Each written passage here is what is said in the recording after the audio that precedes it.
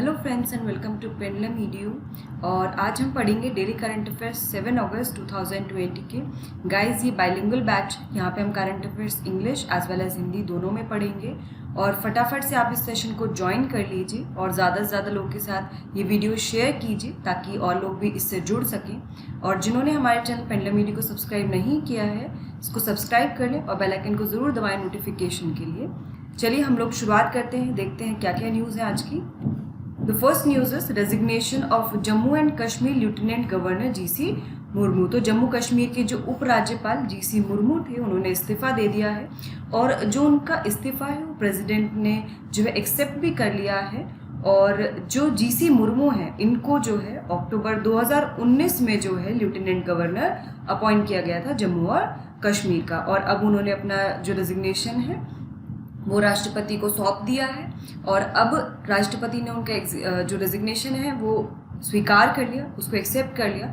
और अब जो है जो मनोज सिन्हा हैं उनको नया LG जो है अपॉइंट कर दिया गया है जम्मू और कश्मीर का। तो अगर आपसे प्रश्न पूछा जाता है कि अब वर्तमान में कौन जम्मू और कश्मीर के नए LG हैं तो वो कौन है, मनोज सिन्हा हैं। मनोज सिन्हा के बारे में कुछ बता देते हैं कि ये जो है पूर्व जो है रेल मंत्री ये रह चुके हैं, पूर्व रेल मंत्री रह चुके हैं 2014 से, जो मोदी गवर्नमेंट थी 2014 से 19 के बीच में, तब ये जो है रेल मंत्री थे। और ये जो है तीन बार जो है लोकसभा में जो है जीत चुके हैं। चलिए आगे बढ़ते हैं, हम लोग थोड़ा जम्मू कश्मीर के बारे में जान लेते हैं। After suspending of article 370 government has reorganise Jammu and Kashmir. तो जैसा आप सब लोग जानते हैं कि जो अनुच्छेद 370 है जिससे स्पेशल स्टेटस मिला हुआ था जम्मू और कश्मीर को, उसको हटा दिया गया था 31 अक्टूबर, उसको पहले ही हटा दिया गया था और 31 अक्टूबर 2019 तक को जो है जम्मू और कश्मीर को रीऑर्गेनाइज कर दिया गया था, यानी कि पुनर्गठित कर दिया गया था। और तब से जम्मू और कश्मीर एक यूनियन टेरिटरी है, यानी कि केंद्र शासित प्रदेश है। और इसको दो केंद्र शासित प्रदेश में बांट दिया गया जो कि है जम्मू और कश्मीर और लद्दाख। आई थिंक ये क्लियर है, ये तो आप सबको पता ही है। Union territory of Jammu and Kashmir is located to the north of Himachal Pradesh and Punjab. तो जो पंजाब और हिमाचल प्रदेश है उसके उत्तर में केंद्र शासित प्रदेश जम्मू और कश्मीर है। इसकी जो शीतकालीन राजधानी यानी कि जो विंटर कैपिटल है वो जम्मू है और जो ग्रीष्मकालीन राजधानी यानी कि समर कैपिटल जो है वो श्रीनगर है। और यहाँ पर जो इम्पॉर्टेंट वैलीज हैं, जो घाटियाँ हैं वो कौन कौन सी हैं, Kashmir valley, Tawi valley, Chenab valley, पूंछ वैली, सिंध वैली और लिदर वैली। और कुछ कुछ मेजर रिवर्स भी हैं जो यहाँ से फ्लो होती हैं जम्मू और कश्मीर से। कौन कौन सी हैं वो, तावी, रावी, झेलम और चेनाब। ठीक है, तो कई बार ये प्रश्न भी पूछ लिए जाते हैं इस तरह से कि कौन सी नदी जम्मू और कश्मीर से होकर बहती है, अगर आपसे पूछा जाएगा तो कौन कौन सी है मेजर, तवी, रावी, झेलम और चेनाब। ठीक है, चलिए तो हमें इसका नया मैप भी देख लेते हैं जम्मू और कश्मीर का, क्योंकि जो रीऑर्गेनाइजेशन के बाद नया मैप रिलीज़ किया गया था गवर्नमेंट के द्वारा। तो यहाँ पर जो यूनियन टेरिटरी ऑफ लद्दाख है इसमें सिर्फ 2 डिस्ट्रिक्ट्स हैं जो कि है लेह और कारगिल। और यहाँ पे जम्मू और कश्मीर में बाकी के यहाँ पर डिस्ट्रिक्ट्स हैं जम्मू और कश्मीर में। जम्मू और कश्मीर कैपिटल श्रीनगर है और लद्दाख की लेह है। आगे चलते हैं, हम लोग प्रश्न देख लेते हैं। Who is the current lieutenant governor of Jammu and Kashmir. Jammu और कश्मीर के वर्तमान उपराज्यपाल कौन है, फटाफट से कमेंट करके बताइए। GC मुर्मू, मनोज सिन्हा, अशोक कुमार या फिर अजय बिंदल। जल्दी से कमेंट करके बताइए क्या होगा इसका सही आंसर। बहुत ईजी है, अभी मैंने बताया है। इसका सही आंसर होगा ऑप्शन बी यानी कि मनोज सिन्हा। ठीक है, तो मनोज सिन्हा का जो है सही आंसर होगा। आगे बढ़ते हैं, अगली न्यूज़ देखते हैं। Term of current chairman of SEBI extended by 18 months. तो जो सेबी के वर्तमान अध्यक्ष हैं उनका जो कार्यकाल है वो 18 महीने तक बढ़ा दिया गया है।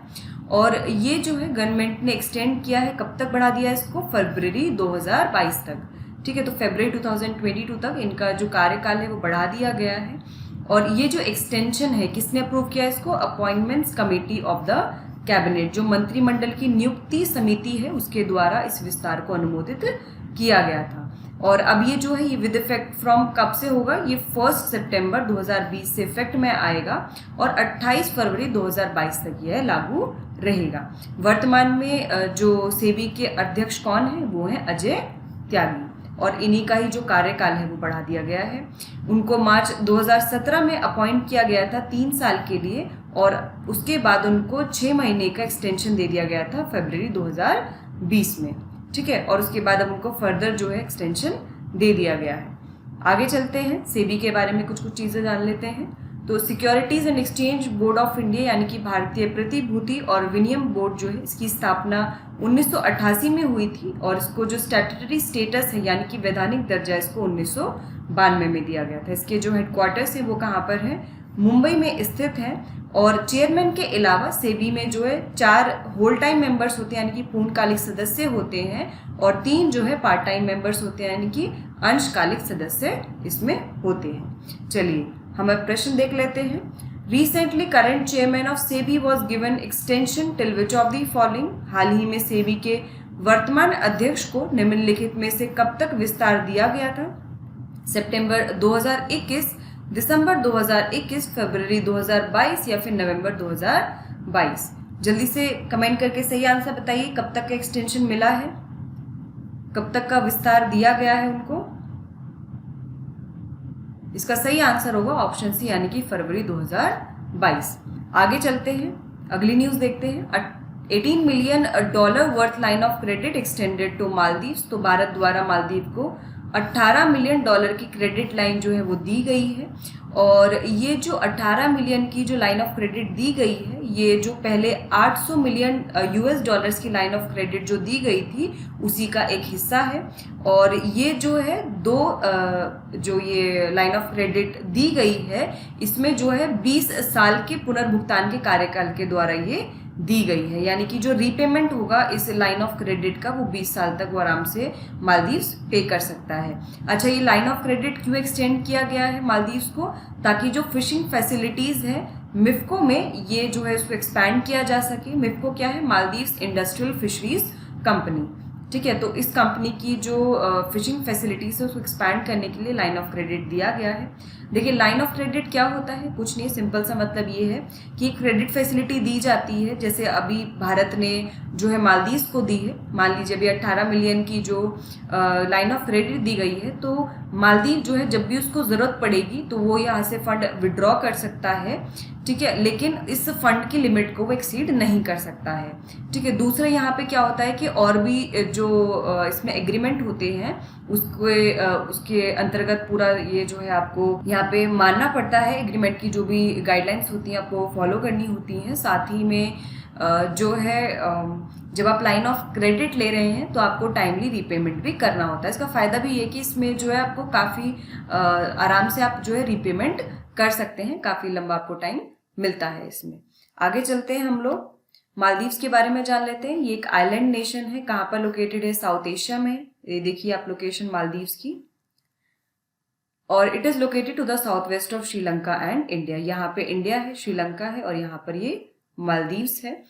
In terms of land area and population, Maldives is a smallest Asian country. तो एशिया में जो है सबसे छोटा एशियाई देश है, क्योंकि इसकी जो भूमि क्षेत्र है वो भी कम है और आबादी भी यहाँ पर कम है। और इसकी जो कैपिटल है वो कौन सी है? माले है, जिसको पारंपरिक रूप से किंग्स आइलैंड भी कहा जाता है। और ये सबसे वर्ल्ड में लो लाइंग कंट्री है, यानी कि सबसे नीचे, मतलब कि हाइट की अगर हम बात करें तो सबसे नीचे ये पाई जाने वाली कंट्री है।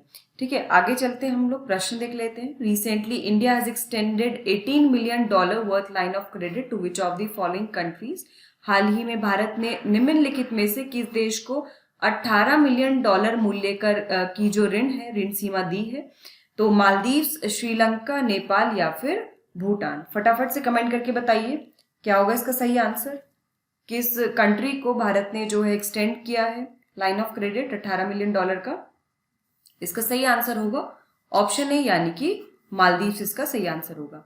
आगे चलते हैं, हम लोग नेक्स्ट न्यूज देखते हैं। Government provides 17 crore man days employment to migrant worker. सरकार ने प्रवासी श्रमिकों को 17 करोड़ मानव दिवस का रोजगार प्रदान किया है।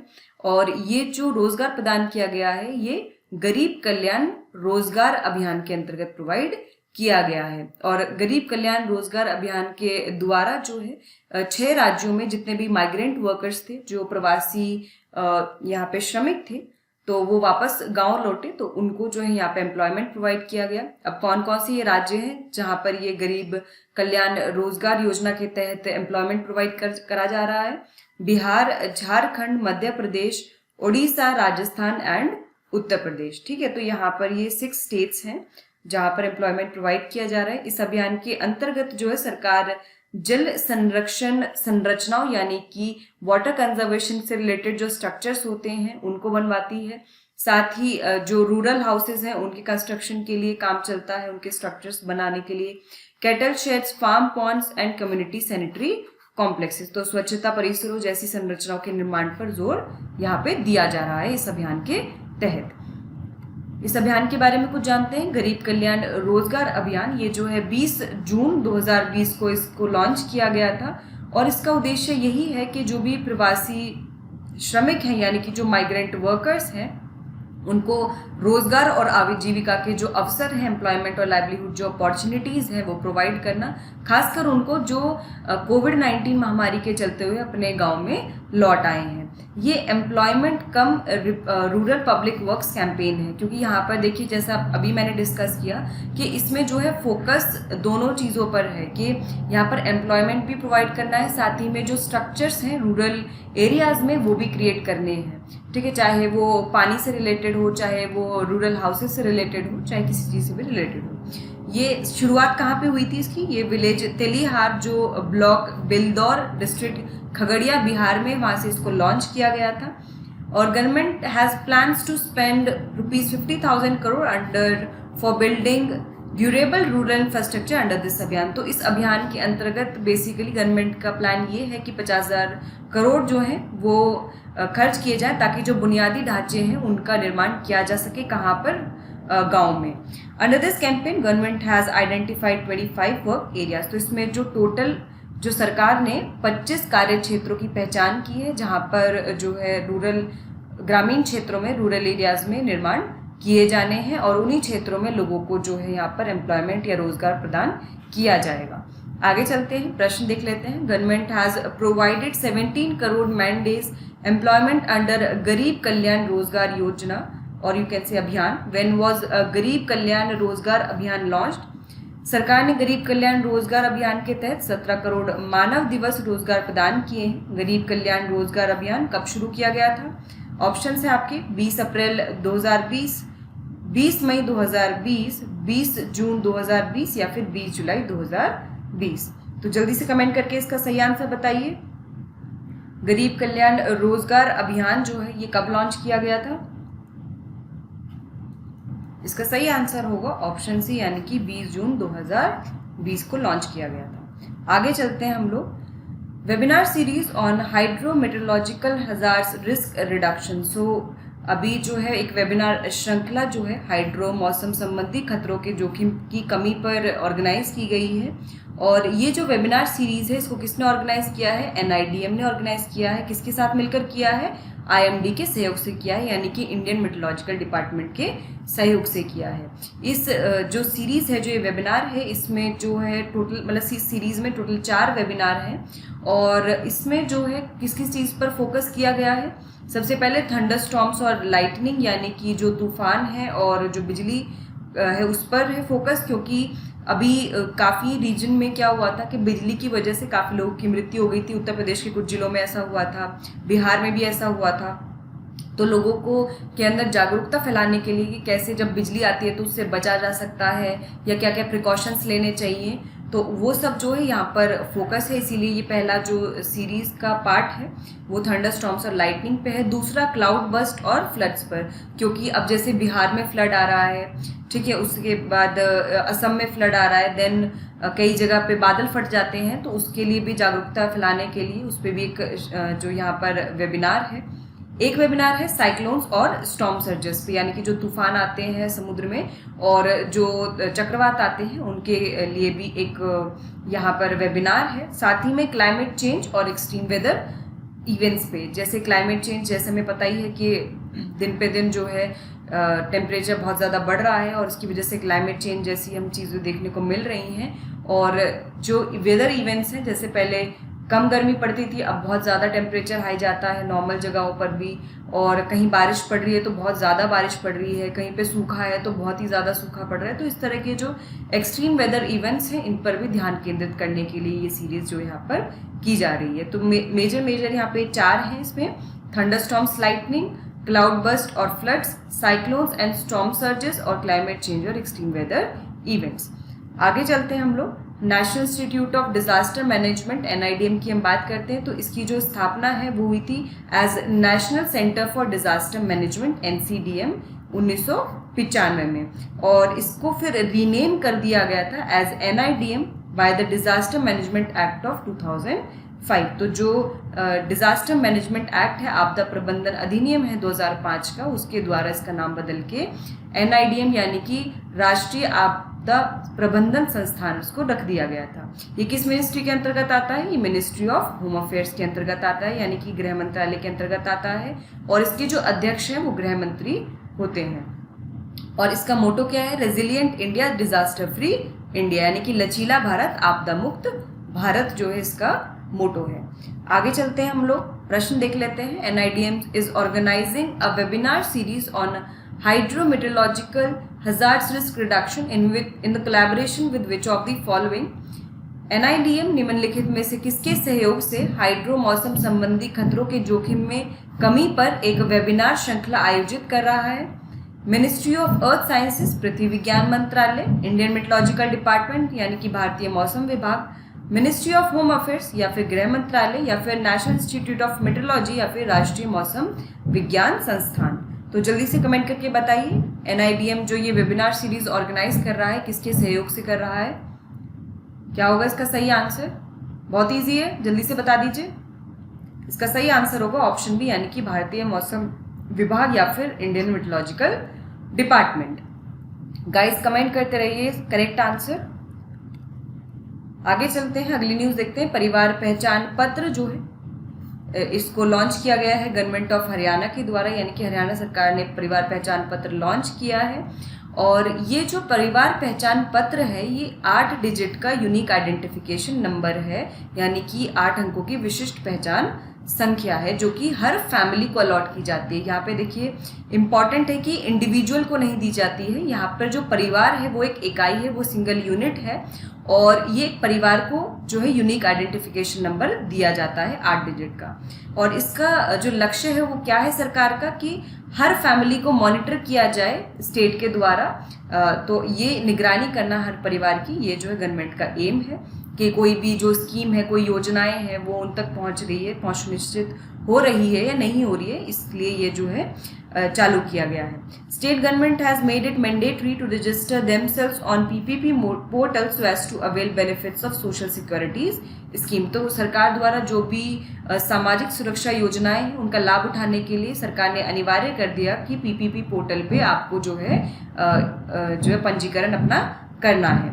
Benefits will be directly transfer to the family using the same code. तो जो ये कोड प्रोवाइड किया जाएगा, जो यूनिक आइडेंटिफिकेशन नंबर प्रोवाइड किया जाएगा, इसी के जरिए जो है जो भी बेनिफिट्स हैं, जो भी लाभ हैं, वो फैमिली को जो है वो ट्रांसफर कर दिए जाएंगे। और क्या क्या है इसमें, ये देखिए परिवार पहचान पत्र जब लॉन्च हुआ था, ये लॉन्च का फोटो है।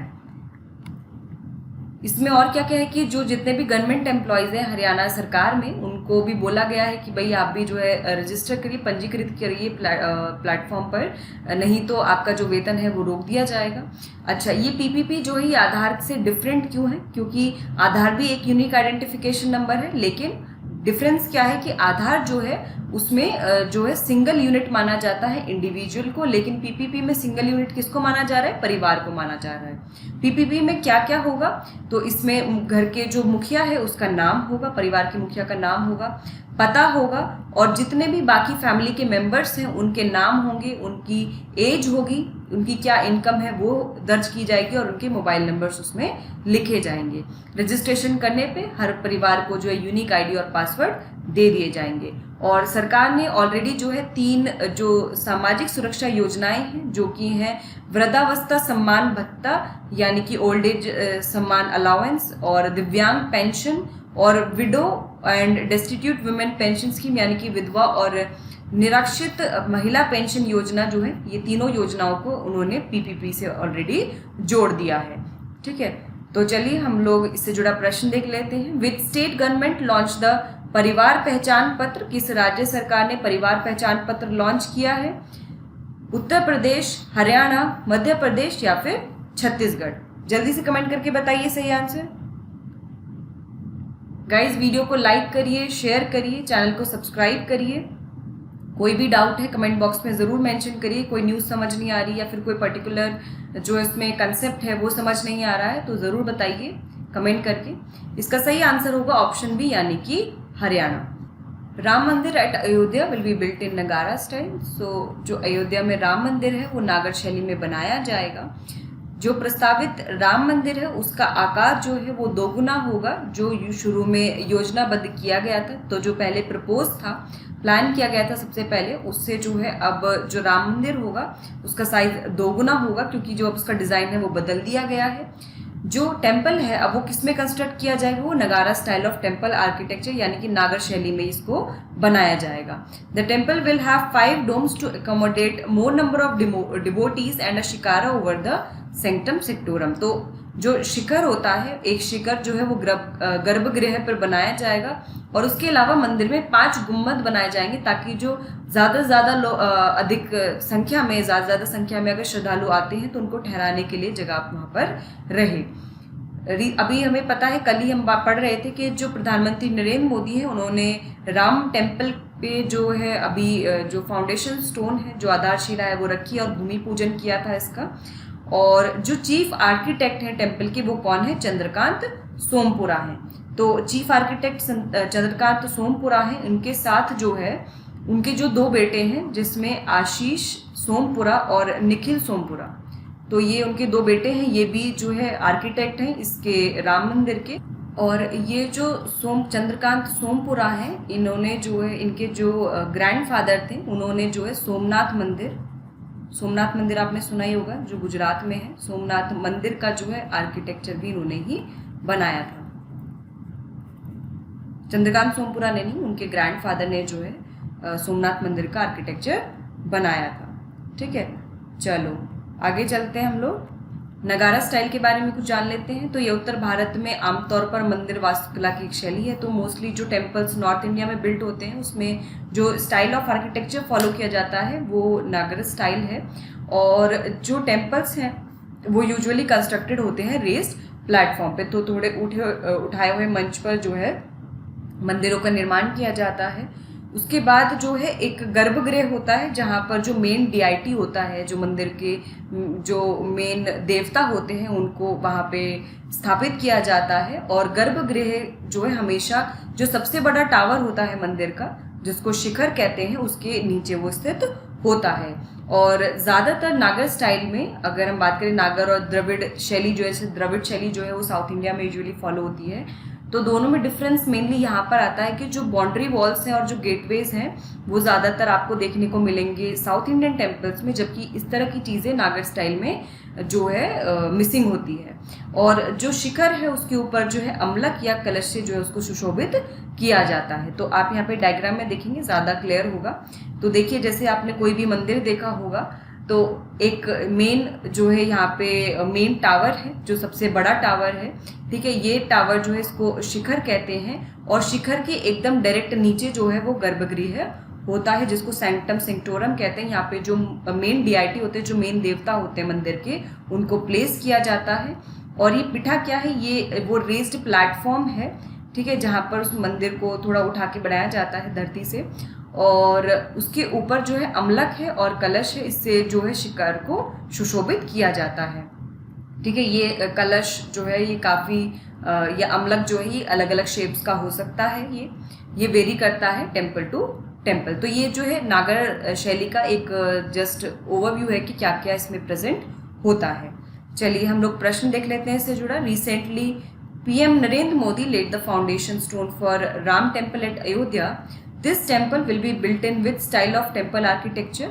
हाल ही में पीएम नरेंद्र मोदी ने अयोध्या में राम मंदिर की आधारशिला रखी है। यह मंदिर वास्तुकला की कौन सी शैली में बनाया जाएगा?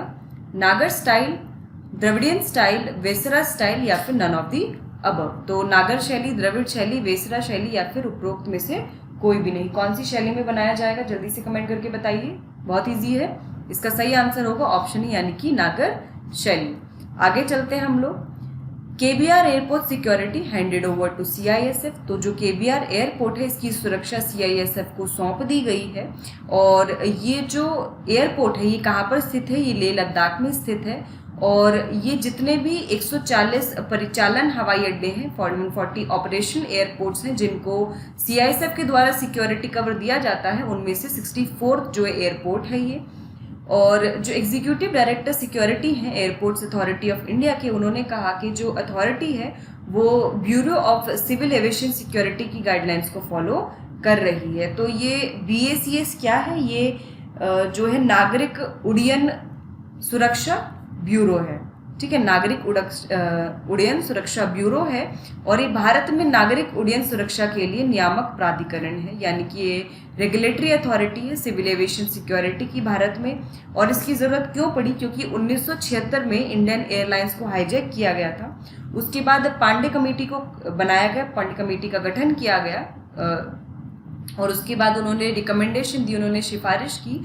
और उसकी सिफारिश पर 1978 में BACS यानी कि जो bureau of civil aviation security है इसकी स्थापना की गई थी।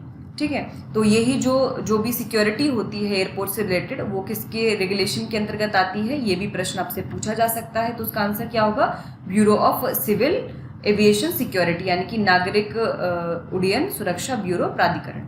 ठीक है, आगे चलते हैं हम लोग सीआईएसएफ के बारे में कुछ जान लेते हैं। केंद्रीय औद्योगिक सुरक्षा बल यानी कि सेंट्रल इंडस्ट्रियल सिक्योरिटी फोर्स जो है ये जितने भी केंद्रीय सशस्त्र पुलिस बल हैं उनमें से एक है, यानी कि ये one of the central armed police force है। एंड इसकी जो स्थापना है, इसका जो स्टैब्लिशमेंट है वो 1969 में हुआ था under the act of parliament. ये कौन से मंत्रालय के अंतर्गत काम करती, क्योंकि सिक्योरिटी से रिलेटेड है तो ये जो है समझ में आ ही जाएगा कौन सी मिनिस्ट्री होगी, मिनिस्ट्री ऑफ होम अफेयर्स यानी कि गृह मंत्रालय के अंतर्गत ये कार्य करता है। और अब तक करंटली ये किस किस को सुरक्षा प्रोवाइड करता है, 300 से अधिक industrial units, government infrastructure projects और एस्टैब्लिशमेंट जितने भी भारत में हैं उन सबको सुरक्षा प्रदान करता है। अभी करंट डायरेक्टर जनरल कौन है सीआईएसएफ के, राजेश रंजन। ठीक है, तो वर्तमान महानिदेशक सीआईएसएफ के अगर पूछा जाए तो कौन है, राजेश रंजन है।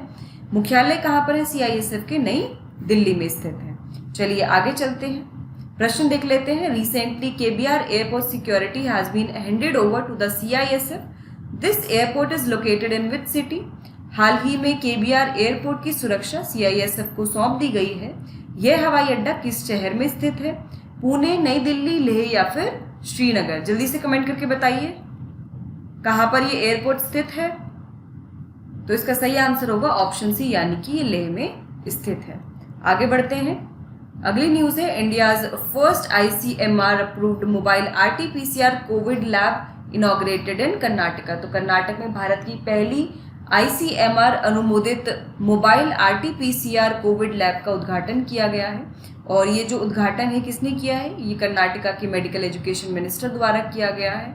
और इस लैब का नाम क्या है, इस लैब का नाम है mobile infection testing and reporting lab. और इस लैब को डेवलप किसने किया, किसके द्वारा बनाई गई है, ये Indian institute of sciences Bengaluru के द्वारा इसको बनाया गया है।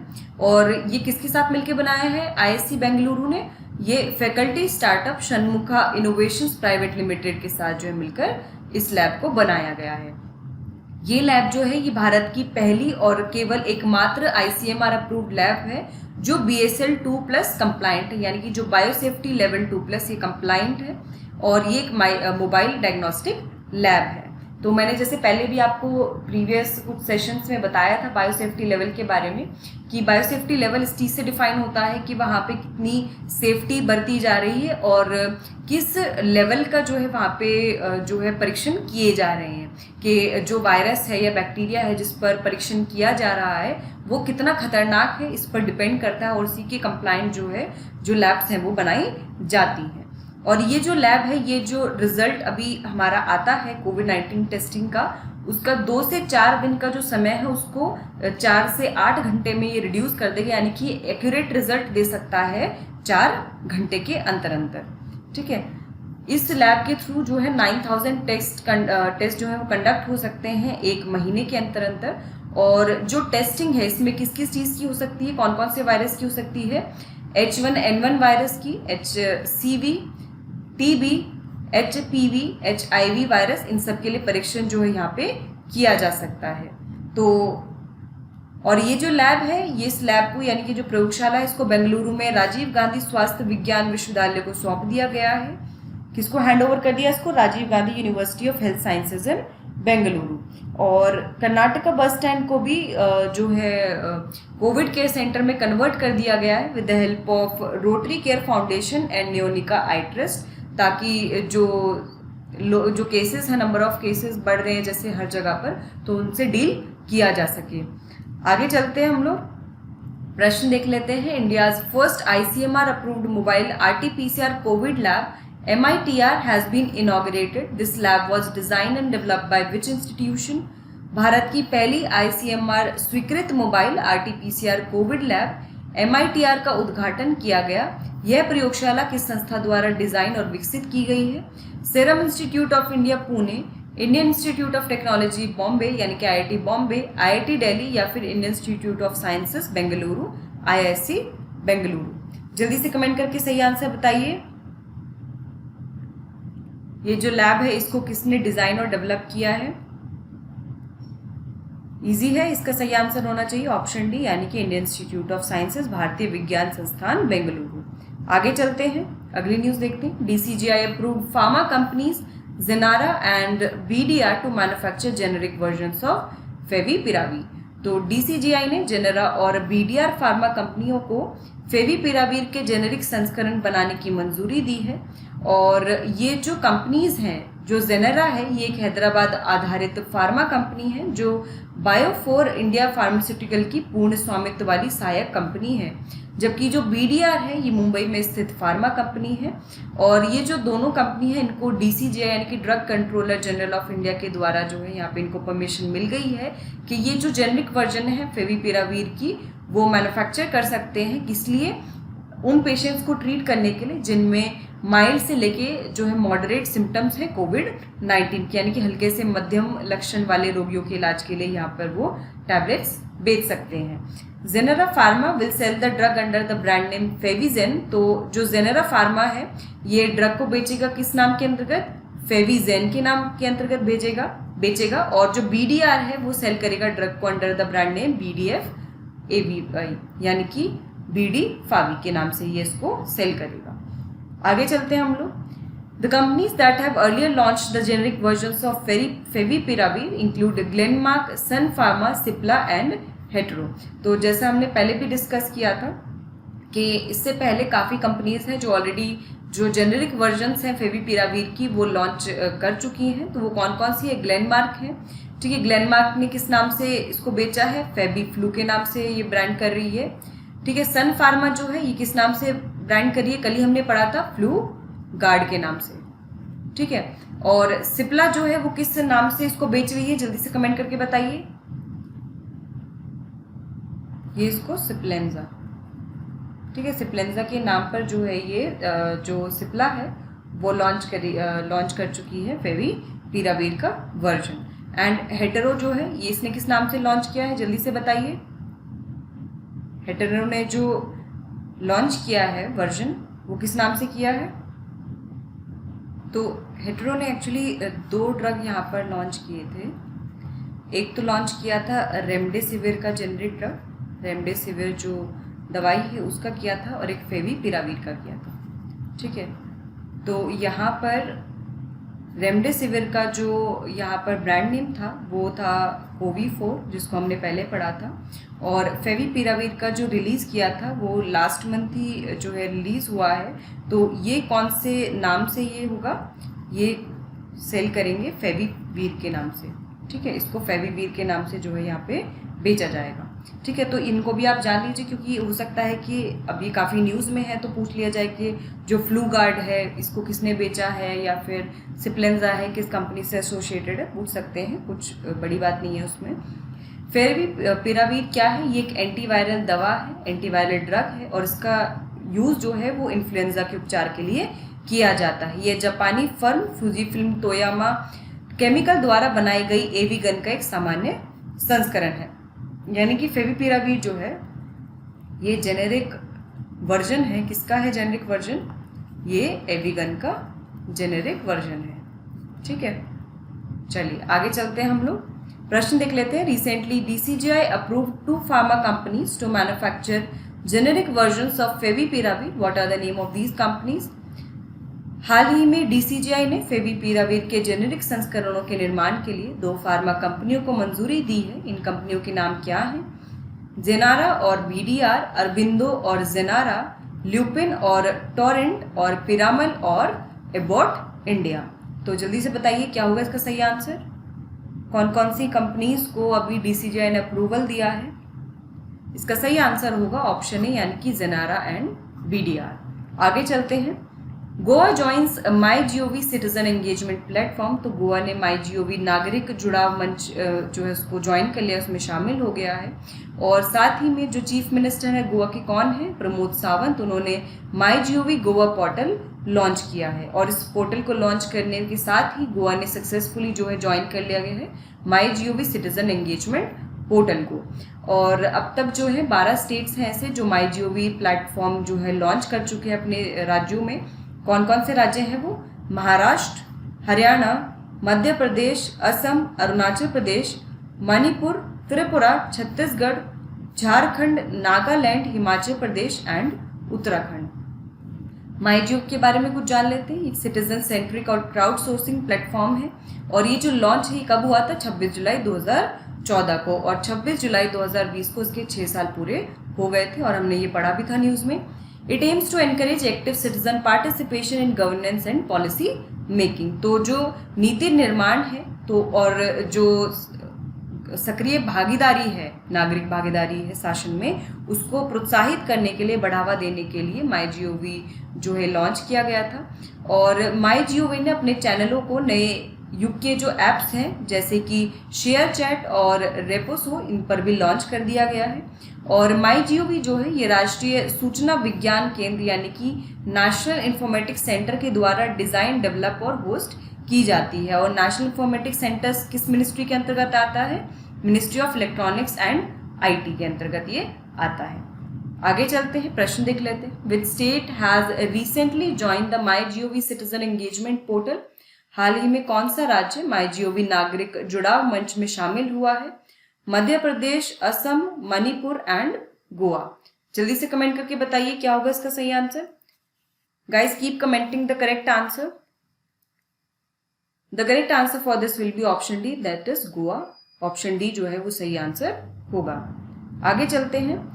Andhra Pradesh high court stays operation of 3 capital act. तो आंध्र प्रदेश उच्च न्यायालय ने 3 पूंजी अधिनियम के संचालन पर रोक लगा दी है। ये 3 पूंजी नहीं, यहाँ पे 3 कैपिटल, जो 3 कैपिटल एक्ट है उस पर जो है यहाँ पर रोक लगा दी है। Recently the high court of Andhra Pradesh adjourn the hearing of Andhra Pradesh decentralisation and inclusive development of regions act 2020 till 14 August. तो 14 अगस्त तक जो है जो आंध्र प्रदेश के उच्च न्यायालय है उन्होंने आंध्र प्रदेश विकेंद्रीकरण और सभी क्षेत्रों के समावेशी विकास 2020 का जो एक्ट है उसको जो है उसकी सुनवाई को टाल दिया गया है। और उन्होंने बोला है कि तब तक यथास्थिति जो है वो बनी रहेगी।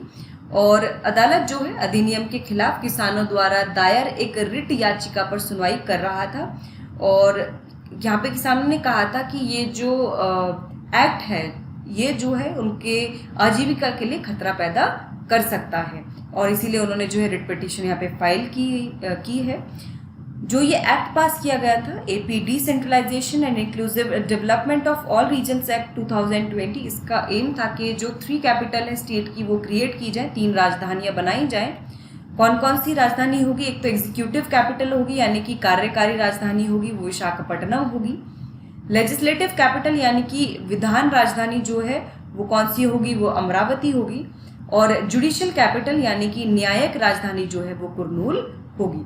The government had acquired large areas of land from farmers to expand the capital as a part of land pooling scheme. तो जो भूमि पूलिंग योजना है उसके एक हिस्से के रूप में जो है राजधानी के विस्तार के लिए किसानों से जो काफ़ी बड़ा जो क्षेत्र है वो अधिग्रहित किया गया था, और अब जो है किसान राजधानी के कार्यों के विकेंद्रीकरण के फैसले का विरोध कर रही है। ठीक है, जो कैपिटल के जो डिसेंट्रलाइजेशन जो है उसका विरोध कर रही है, जो डिसीजन लिया गया है। The secretariat and legislative assembly were shifted to Amaravati in 2016। तो 2016 में ही जो सचिवालय है और जो विधानसभा है उसको अमरावती में स्थानांतरित कर दिया गया था, और 2019 से हाई कोर्ट ने जो है अपना काम करना शुरू कर दिया था। और अब इस जो एक्ट के प्रावधानों के तहत जो है ये कहा गया था कि जो हाई कोर्ट है उसको शिफ्ट कर दिया जाएगा कुरनूल में। ठीक है, आगे चलते हैं हम लोग आंध्र प्रदेश के बारे में कुछ इंपॉर्टेंट फैक्ट्स जान लेते हैं। ये एक भारतीय राज्य है जो दक्षिण पूर्व तटीय क्षेत्र में स्थित है। ये कहाँ पर है? साउथ ईस्टर्न कोस्टल रीजन में स्थित है, और ये अपना जो बॉर्डर है वो कौन कौन से स्टेट्स के साथ शेयर करता है? छत्तीसगढ़, उड़ीसा, तमिलनाडु, कर्नाटका और तेलंगाना। यहाँ पे आप मैप में लोकेशन देख सकते हैं। ये है आंध्र प्रदेश। तो ये अपना बॉर्डर किस किस के साथ शेयर कर रहा है? इधर उड़ीसा, छत्तीसगढ़, तेलंगाना, कर्नाटका और इधर तमिलनाडु। तो इन सब के साथ जो ये अपना बॉर्डर शेयर करता है। और इसकी कैपिटल क्या है? कैपिटल अमरावती है। इसको राइस बॉल ऑफ इंडिया भी कहा जाता है क्योंकि यहाँ पे चावल की खेती काफ़ी होती है। और जो भारतीय शास्त्रीय नृत्य है कुचिपुड़ी, वह आंध्र प्रदेश के कुचिपुड़ी गांव में जो है इसका इमरजेंस है वो हुआ था, ओरिजिनेट ये यहीं से हुआ था।